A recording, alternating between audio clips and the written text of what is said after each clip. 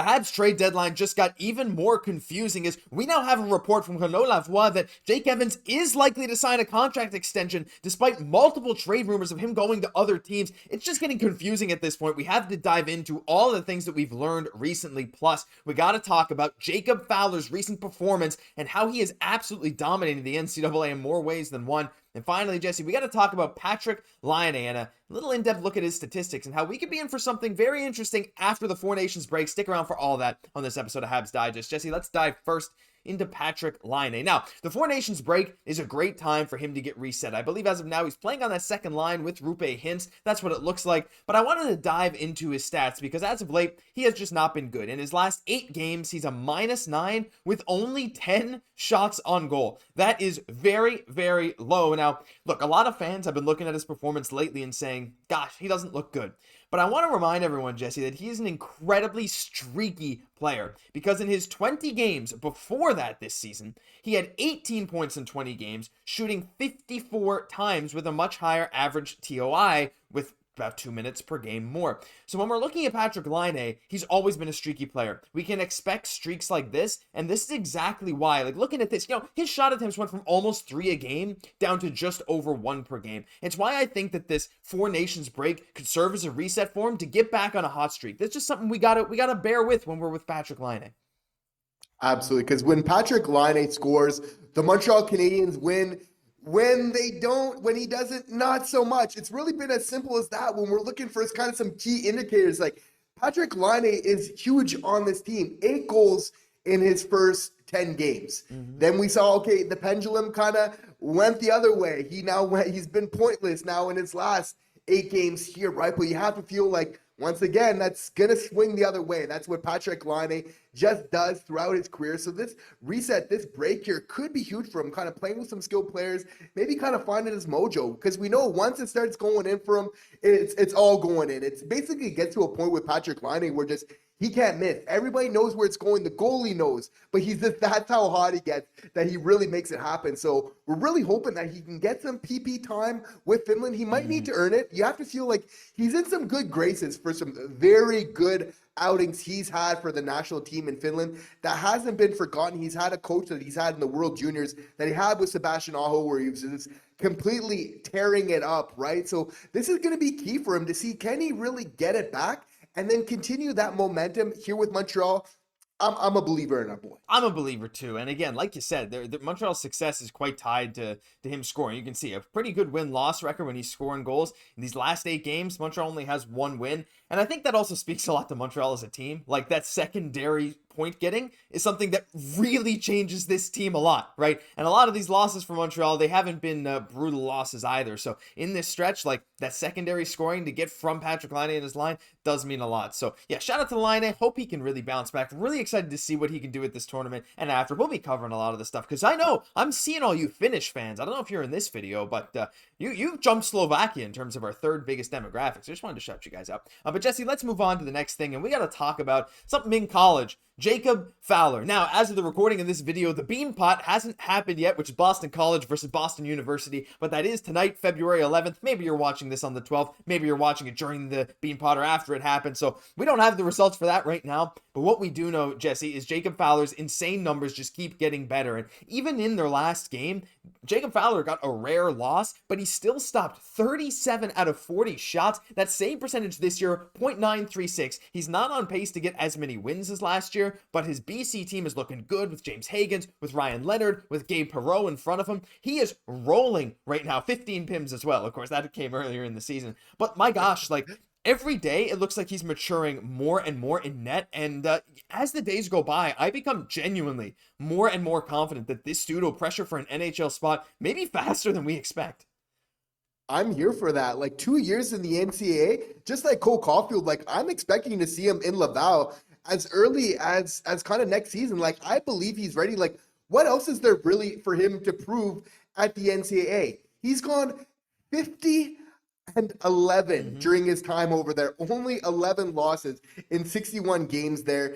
He has as many shutouts, Josh, 9 shutouts, as he does regulation losses. Like this is just absolute domination from what we're seeing from him right now.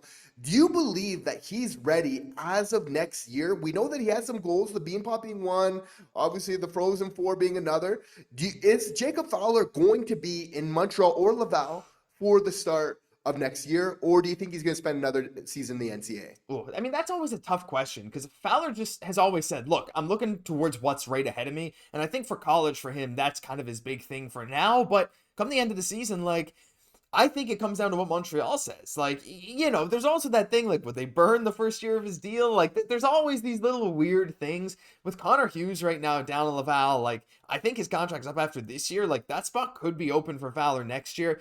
Maybe it'll come down to, oh, will they burn the first year of his contract? But, like, in terms of skill level, he's ready. I mean, it all comes down to what he wants. If he wants to go back to college for another year, I'm okay with that. Maybe make another run at a Hobie Baker if he doesn't win it this year, which he very well could, don't forget. So, some amazing stuff going on with Jacob Fowler, and I think we'll be seeing him in the red, white, and blue, either in Laval or Montreal sooner than me. Well, I don't know about sooner than we expected, but, like, soon. I can't wait. But final thing, Jesse, we're going to talk about Jake Evans. Now, there's a few confusing things going on. If you jump to this timestamp, hi, welcome. But, obviously, we've been hearing a lot of trade rumors about Evans, and we'll get into what Renaud Lavoie said in just a minute. I do want to bring up Evans' stats really quick. Just a reminder, 27 points in 56 games, 11 goals, 16 assists, about a 20% shooting percentage, still above his career average. But Jesse, we're seeing people like from all corners of the league talking about how, for example, a Colorado Avalanche website, I'll link these two articles down below, saying Evans could be a solid fit for the Avs. He's been on the rumor block for quite some time, and he's one of the players featured in the Athletics trade board. And sorry, when we look at the Avalanche lineup, Jack Drury's okay. He came over in that trade from Carolina, but Jake Evans could be that perfect 3C behind McKinnon and Middlestat if Middlestat doesn't get traded. Or if Middlestat does get traded, Evans could maybe play some more. And you also got Los Angeles, who has been linked to him as well. You got Phil Deneau, Quinton Byfield, and Anze Kopitar down the middle. But again, that fourth line center that Evans would be perfect at, it fits again. They say the Kings have close to 2 weeks with the Four Nations face-off. There's a lot of teams linked to him. But the thing is, Jesse, Renaud Lavoie was like, now hold your horses, buckos. He said, now this is translated from French to English from a podcast appearance, I believe, yesterday, or a TV appearance. We hear that there's a gap between Evans and the Canadiens. Give me a break. From what I hear, the people I talk to, there's a very real possibility that Jake Evans will sign with the Habs. It's normal for both sides to look each other in the eye and wonder who's going to blink first. That's the negotiation game. Jesse, with all this coming out, like, look, I wasn't throwing Evans out the door already, but it certainly seemed like that. But to hear a guy like Lavoie, I know some people don't love his takes or his opinions, but to hear this kind of thing, him being very firm and saying, like, he could really stay, I'm starting to second guess myself. This is getting confusing. And that would be the ideal situation. Like, we want Evans to hear. We just know that there's maybe some difficulties, but, like, we believe in Kent Hughes that he recognizes the value that Evans has. Like, we don't want to be, we have a couple centers that are going to be leaving. Like, we want to kind of shore up that position instead of kind of completely kind of cleaning house and maybe just having Suzuki as kind of that one clear centerman then you have. It's obviously not the best position. So Kent Hughes is motivated to make something happen, and there will be some wiggle room. It's just how far are they each kind of willing to kind of go here? Because again, as we know, and this is in Kent Hughes' favor in terms of the going a number he likes, is like he knows that there's a huge demand. You know, obviously the Avs have come up. You know, the Kings, those are just the most recent. But even though the Kings don't have much space, with that 1.7 million that Evans has, it's like knowing his value, they'll find a way to bring that in for sure. A guy who's over 50% for the last 3 seasons on the draw, bringing it offensively, defensively. He's a playoff guy. People saw him in the bubble in that COVID, what he was able to do, helping bringing this team to the Stanley Cup Finals. Like him on that top line with Nick Suzuki and Cole Caufield, like he was that energy guy that was bringing it every night, who I firmly believe in the playoffs, you need a Jake Evans to kind of take you to that next level, preferably a couple of them. So for sure, you know, we're having a couple suitors are definitely kind of starting to crowd the door a little bit, but I'm absolutely loving to hear that there is a chance. We know we've talked about the term, the cap, but it's like, we know that Evans could get a better deal somewhere else, but does he want to be part of kind of something special that we're bringing here, where he really feels a part of the franchise, where he can even kind of take on that leadership role with some of these younger players? Is that going to be worth him to maybe take a little bit of a pay cut? Let's be real. If he's going to be here in Montreal, is that worth it for him? with a lot of the bright stuff that Montreal is doing, it might just be. Might just be. And if he's getting along with the teammates like that, there's a lot of value in that too. But again, there's also value in getting $1 million a year more and, you know, all this stuff, right? Like, we don't know what the players are into, but I completely agree. Like, Montreal is probably the spot for the future right now. There's a few teams looking really, really bright for the future. Montreal's one, a team like San Jose's another.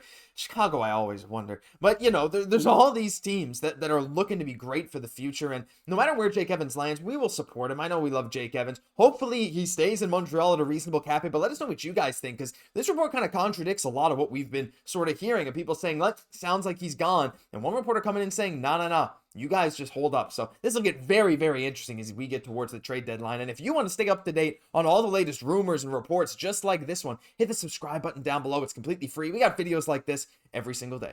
I'm Josh Gosse, my host, Jesse Poirier. We'll catch you in the next one.